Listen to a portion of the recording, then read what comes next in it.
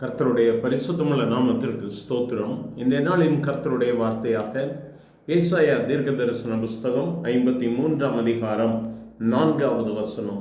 மெய்யாகவே அவர் நம்முடைய பாடுகளை ஏற்றுக்கொண்டு நம்முடைய துக்கங்களை சுமந்தார்.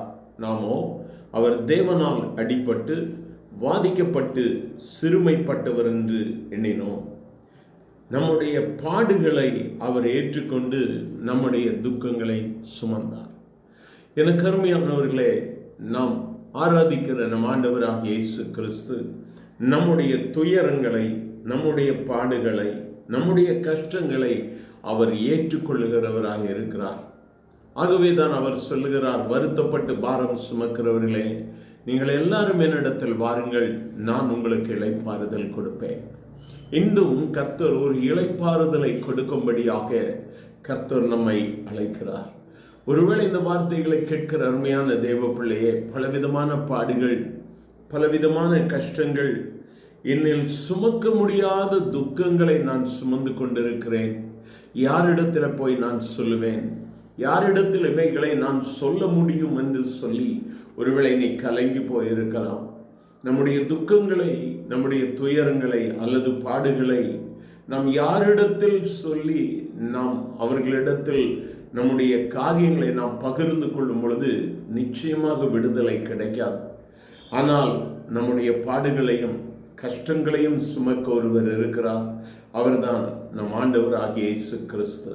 இந்த வார்த்தைகளை கேட்கிற எனக்கு அருமையான தேவ பிள்ளையே, ஒருவேளை இந்த வார்த்தைகளை கேட்கும் பொழுது உனக்கு இது புதியதாக இருக்கலாம். ஆனால் இயேசுவை நம்பி அவரிடத்தில் நீ செல்வாயானால் வேதம் சொல்லுகிறது, அவர் நம்மை விசாரிக்கிறவர் ஆனபடியினால் நம்முடைய கவலைகளை எல்லாம் அவர் மேல் வைத்து விடுங்கள். அவர் உன்னுடைய கவலைகளை விசாரிக்கிறவராயிருக்கிறார். உன்னுடைய துக்கங்களை அவர் விசாரிக்கிறவராயிருக்கிறார். Surely he took up our pain and bore our suffering, yet we considered him punished by God, stricken by him and afflicted. எனக்கு அருமையானவர்களே, நாம் நினைக்கிறோம் பல விதங்களில் என்னுடைய துயரத்தை இந்த மனிதன் மாற்றி விடுவான், என்னுடைய துக்கங்களை இந்த மனிதன் மாற்றி விடுவான், என்னுடைய வாழ்வில் ஒரு நம்பிக்கை வந்துவிடும், இழப்புகள் கிடைத்துவிடும் என்று சொல்லி நாம் நினைக்கலாம். ஆனால் எனக்கு அருமையான தேவ பிள்ளை, கர்த்தர் உன்னை வழி நடத்தி கொண்டிருக்கிறார். உன்னுடைய பாரங்களை உன்னிலிருந்து எடுத்து போடுகிற ஒரே ஒருவர் உண்டு. அவர் என் ஆண்டவராகிய இயேசு கிறிஸ்து. உனக்காக எனக்காக கல்வாரி சிலுவையில் அடிக்கப்பட்டவர். அவருடைய இரத்தத்தினால் இன்றும் விடுதலை கொடுக்கும்படியாய் நம் அருகில் இருக்கிறார். அவரை நோக்கி பார்க்கலாமா?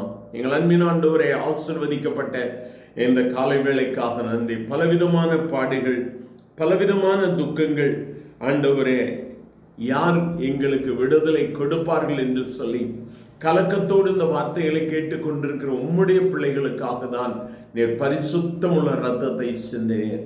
என் நாளில் ஒரு விடுதலையை கொடும் ஆண்டவரே, இருதயத்திலே நிம்மதியை கொடுங்கப்பா. போராடி கொண்டு கலக்கத்தோடு குழப்பத்தோடு இந்த வார்த்தைகளை கேட்கிற தெய்வ பிள்ளைகள் ஒவ்வொருவரும் இந்த நாளிலே உம்முடைய கரத்தால் விடுதலை பெறுவார்களாக. அவர்களுடைய பாடுகள், பாரங்களை நீர் சுமந்திருக்கிறேன்.